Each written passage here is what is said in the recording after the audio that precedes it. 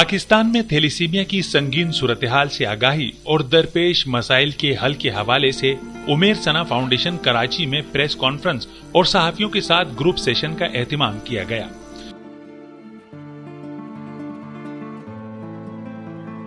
اس موقع پر خون کی موروثی بیماری سے متاثرہ بچوں کی ضروریات اور پاکستان میں تھیلیسیمیا کی روک تھام کے حوالے سے سرکاری اور رفاہی سطح پر ہونے والے اقدامات پر روشنی ڈالی گئی۔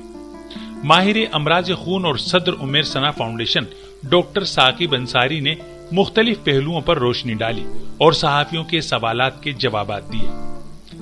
بہت مشکل سوال ہے، بہت پیچیدہ سوال ہے، آگاہی کی ضرورت ہے۔ اب یقین کریے کہ آپ 100 مریضوں کو لے کے بیٹھے اور 100 کے پیسے آپ کے پاس موجود ہوں، 100 کے پیسے آپ نے مجھے دے دیے کہ بھائی آپ 100 ٹرانسپلانٹ کر دیں، آپ کو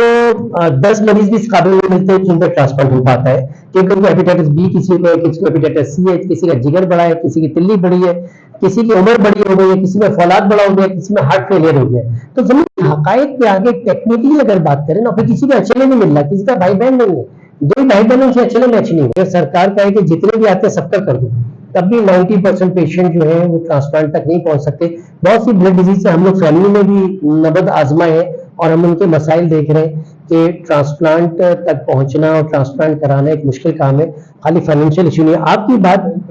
کی بات بہت صحیح ہے کہ بھائی آ گئی، مگر آپ یقین کریے کہ 3 ڈاکٹرز ہیں جن کے بچوں کا HLA-MH بھی ہے،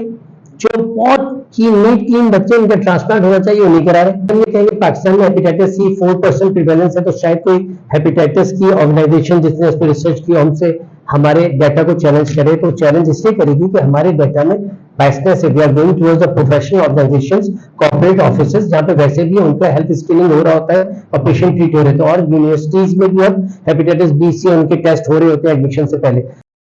یاد رہے کہ عمیر ثنا فاؤنڈیشن گزشتہ 20 سال سے تھیلیسیمیا سے متاثرہ بچوں کو علاج معالجے کی نہ صرف سہولیات فراہم کر رہا ہے بلکہ اس مرض سے متعلق تحفظ اور آگاہی کے حوالے سے بھی سرگرم عمل ہے۔ اسی سلسلے میں ہر سال کی طرح اس سال بھی 1 تا 8 مئی آگاہی مہم جاری ہے، جس میں شہر بھر کے تعلیمی اداروں کے ساتھ واک اور مختلف پروگرامز کا انعقاد کیا جا رہا ہے۔ ڈاکٹر ثاقب انصاری نے ان پروگرامز کی تفصیل سے بھی شرکاء کو آگاہ کیا۔ 5 کو جیسے ہمارا یہ پروگرام ہے، 6 کو اقرا یونیورسٹی کا پروگرام ہے، ایک اور ادارے کے ساتھ تعاون کے ساتھ، پھر 6-7 ہے نا 2 دن پورے سندھ اور بلوچستان کے تھیلیسیمیا سینٹر کے اسٹاف کو بلا کے ٹرین کیا جا رہا ہے 3 لیولز پہ، ڈاکٹرز کو ڈاکٹرز کے لیول پہ، نرسز کی اور پھر بلڈ بینک ٹیکنیشینز کو بینکنگ کی بیسک اور ایڈوانس ٹیکنیک سکھائی جا رہی ہے کہ تبت میں بیٹھا ہوا، گوادر میں بیٹھا ہوا، کنپور میں بیٹھا ہوا، کشمیر میں بیٹھا ہوا آدمی،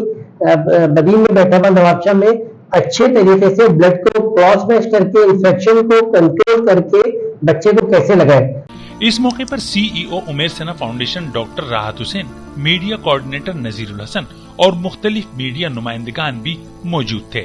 کیمرہ مین محمد انیس کے ساتھ قمر الرحمان، جسارت نیوز، کراچی۔